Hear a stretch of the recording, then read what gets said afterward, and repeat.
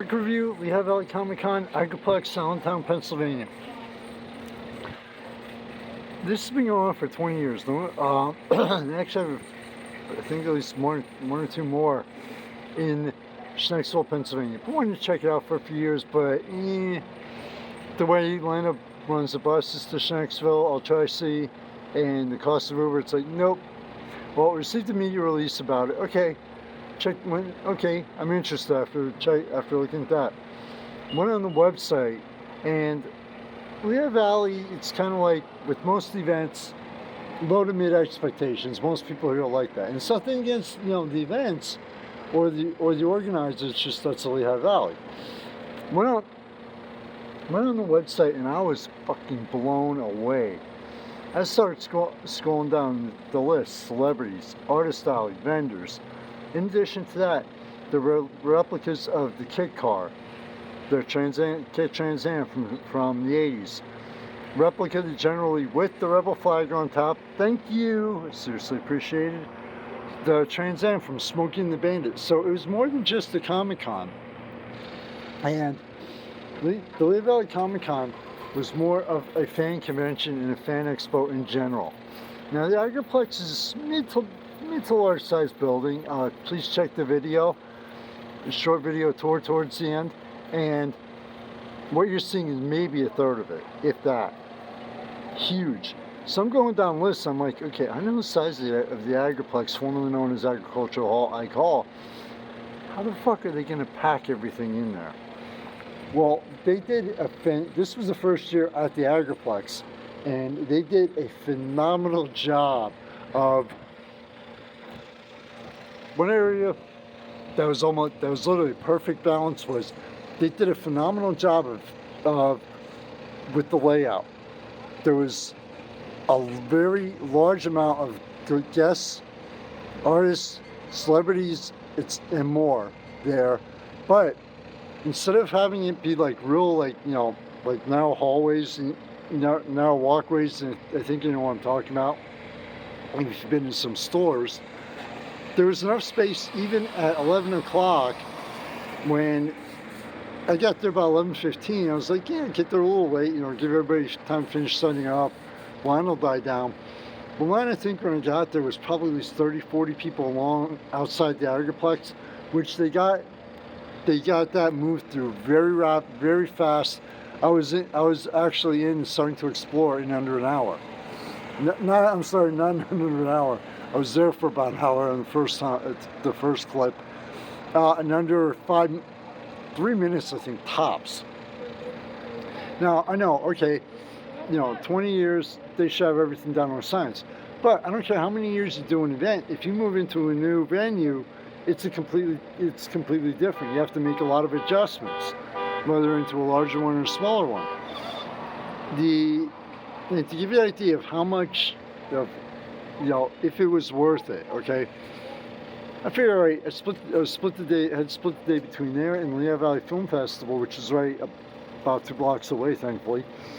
All right, be there for about an hour and a half first time. There's a film block.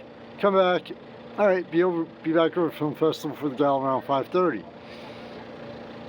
I did, I think, a little over an hour there.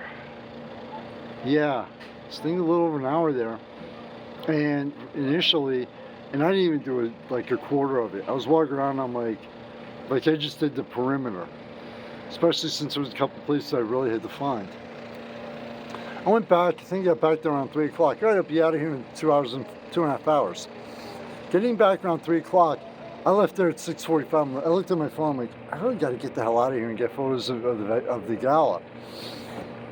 So that should give you a general idea of the amount of time you will spend there next year. I don't know about the ones in Schnecksville. Everybody got weird looks. I think it was the only one there. It was my first time actually at the Lehigh Valley Comic-Con.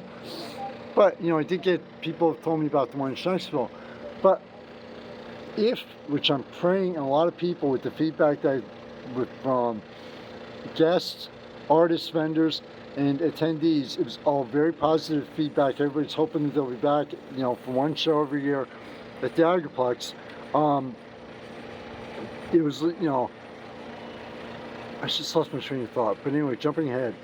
Lehigh Valley Comic Con is something that even if you're not into comics, to give you another idea of how great this event is, and how impressed I am with it.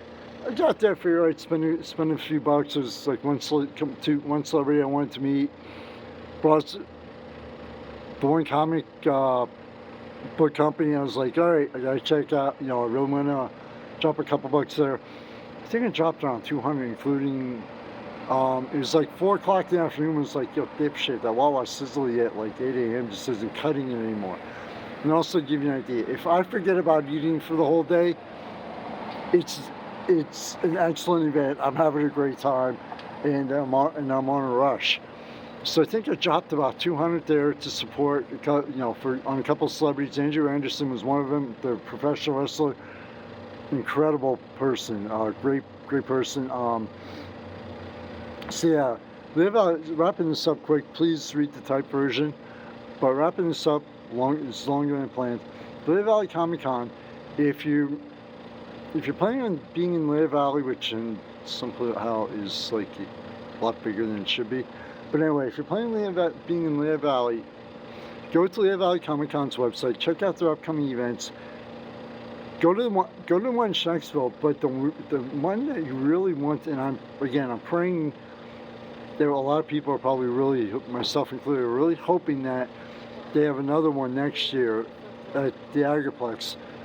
Just pay attention to the website, get on their mailing list, and attend one of these, because it's not only about the comics, it's not only about celebrities. Then, oh, one last thing, admission was only $10.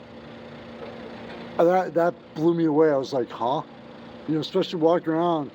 After I walked around with everything there, it's like, yeah. So for 40, you can easily take your entire family there, pay the admission price, and have money left over to spend on vendors, celebrities, whatever. Support these incredible talent, incredible artists, and incredible vendors that are there. A lot longer than planned. Mike Phoenix, founder, staff, Virus of the Illusion. Please, to your family and friends, as always, stay safe. Wishing you only the best in life.